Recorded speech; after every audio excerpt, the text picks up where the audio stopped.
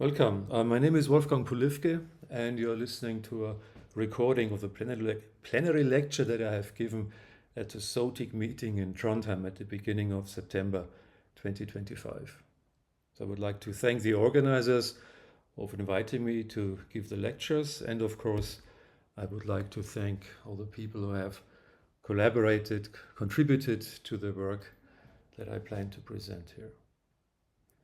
I'll talk mostly, not exclusively, about work done in our group and in particular in work that has not been presented at length at conferences, maybe because it was completed during COVID, or maybe it was completed at a time when the work contract had already ended and the dissertation had already been defended.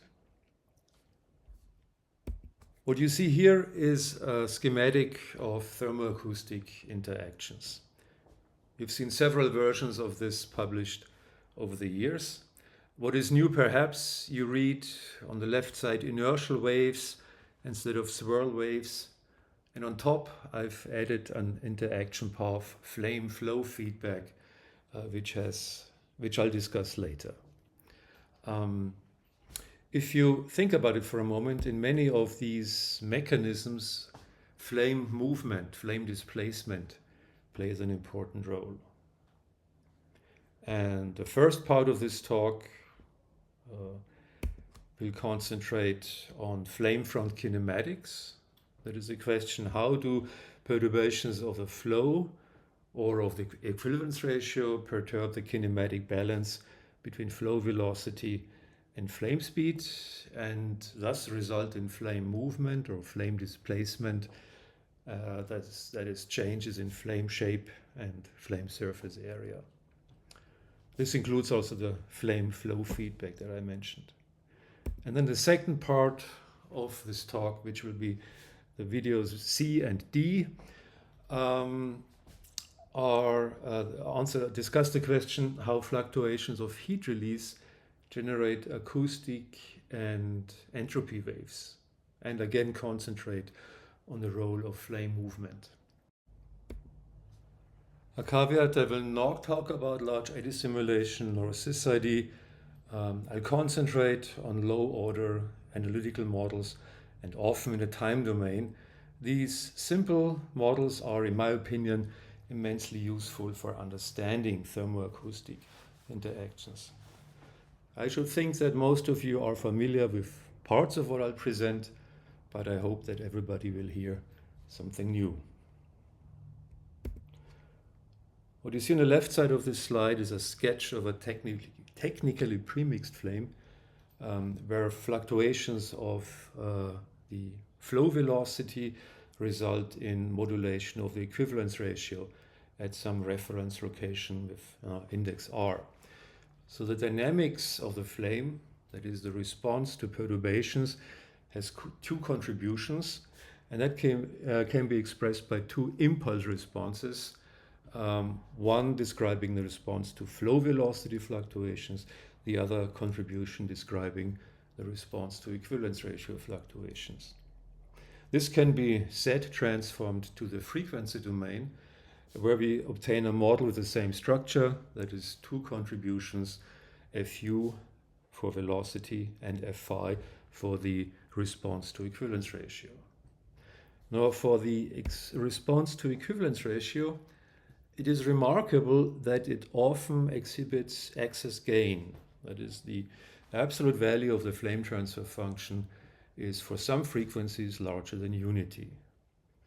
It is not obvious how this comes about, because you should think that simple dispersive transport from the injector to the flame should result in a simple low-pass behavior of the corresponding flame transfer function. That is, it should start at unity and then decrease in a monotonous manner. So how do we explain excess gain? And my preferred explanation is constructive superposition of two or more time lags. I think that is the simplest explanation that does justice to the flow physics. Let me demonstrate how this works. And the animations you see in the following are the supplementary material of the PEX review from 2020. So if things go by too quickly, you can also consult the supplementary material of that paper. We start off with the simplest possible model of flame dynamics, the n-tau model.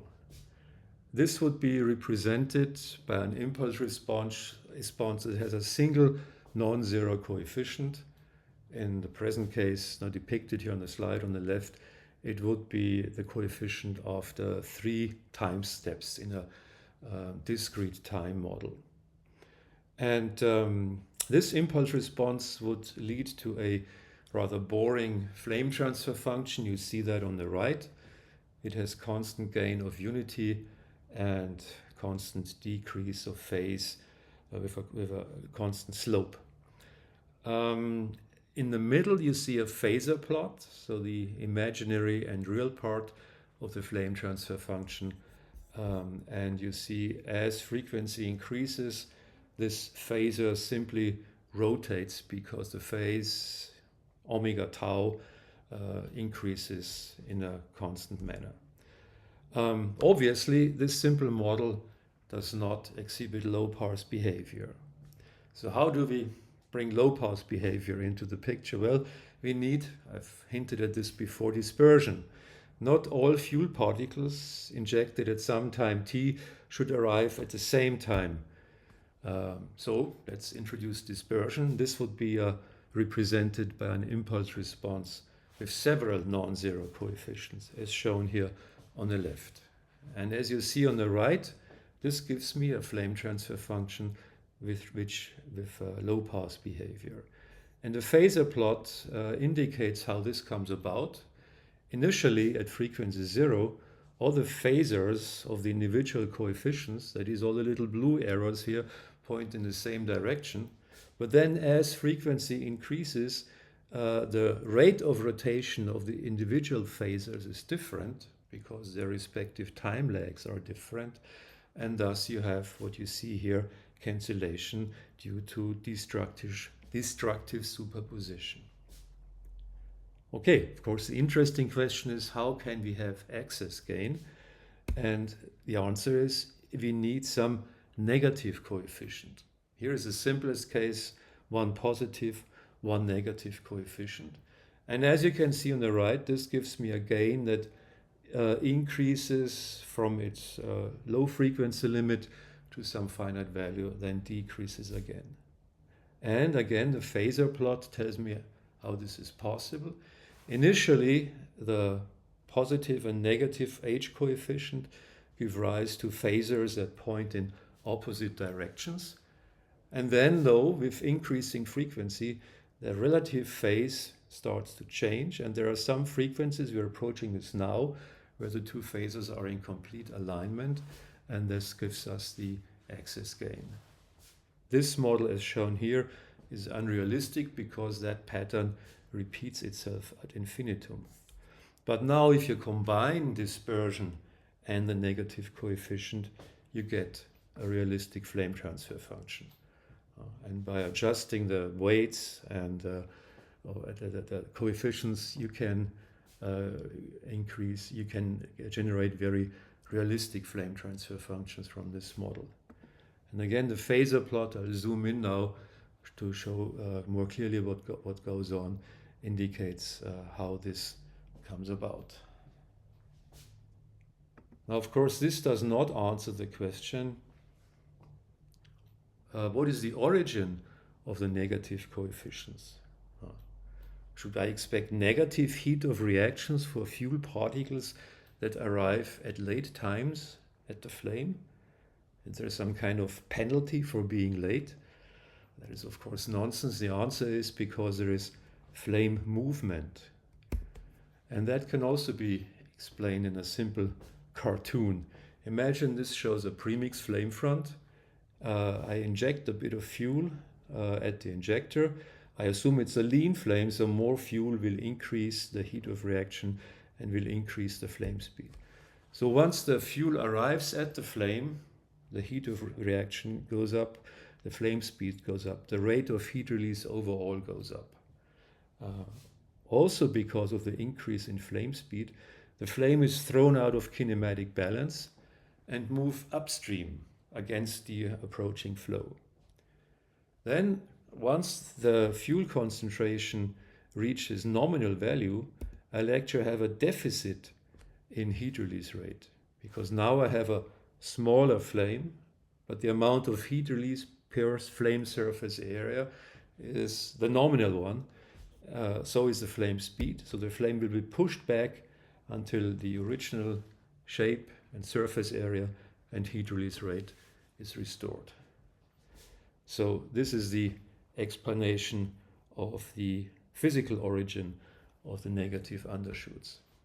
It was Andreas Huber in his dissertation who first elucidated this link between negative impulse response coefficient as a result of flame movement and the excess gain of the corresponding flame transfer function.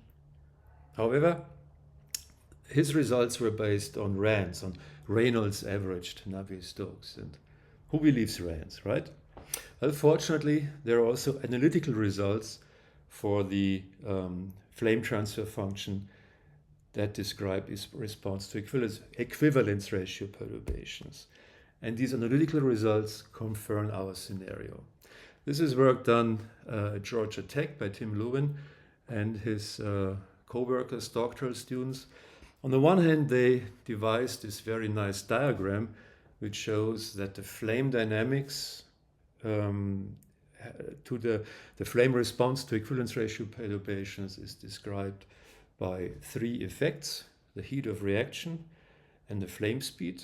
If you assume a lean flame, which we do for the moment, both of these contributions will increase as a result of an increase in fuel concentration. And then there is an indirect effect that results from the flame speed, the change in flame speed, and that is the change in flame area, as the cartoon just illustrated. And all three contributions interact to generate heat release oscillations. And the overall heat release, that's the right curve here shown on the plot, again exhibits very pronounced excess gain.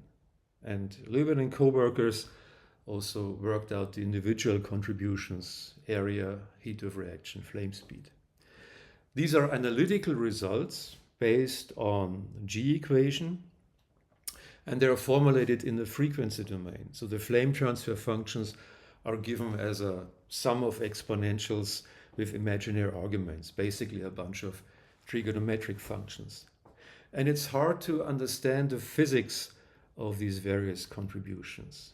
And therefore, we have developed analysis of this situation in a time domain in terms of the impulse response coefficients.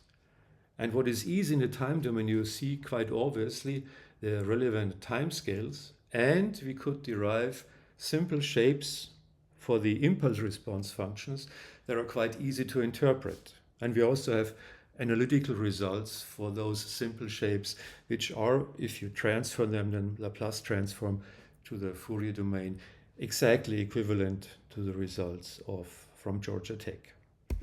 So what you see here is a conical premixed flame, and you imagine you disturb it with a delta pulse in fuel concentration that you impose at time t equals 0 at the base of the flame. And that delta pulse is then transported by the flow velocity towards the tip of the flame. The moment that is depicted here is the moment where this perturbation has reached the top third of the flame. At that location, the flame speed is increased. It's thrown out of kinematic balance with the flow, and it is as a result of the increased flame speed, it moves inward. Now it does so by an infinitesimal amount, but of course, in order for you to see something, I show here a finite displacement inward. There are two time scales that are relevant here.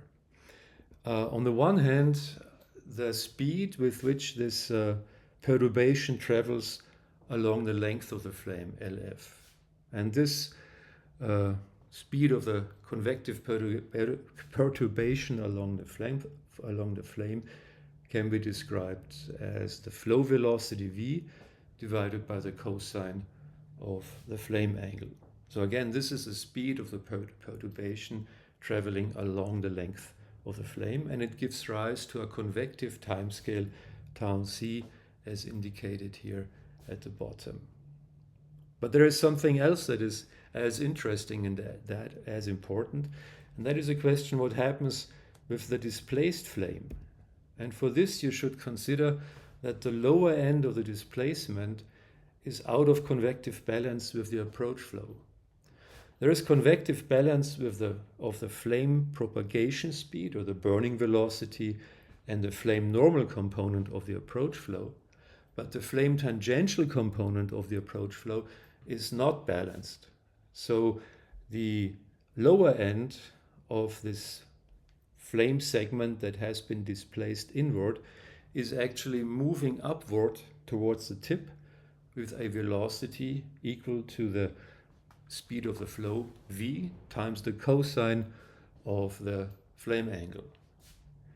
And similarly, from the anchoring point, a new flame forms, the old flame shape is restored, and the tip of that new flame also moves upward towards the tip of the flame with velocity u.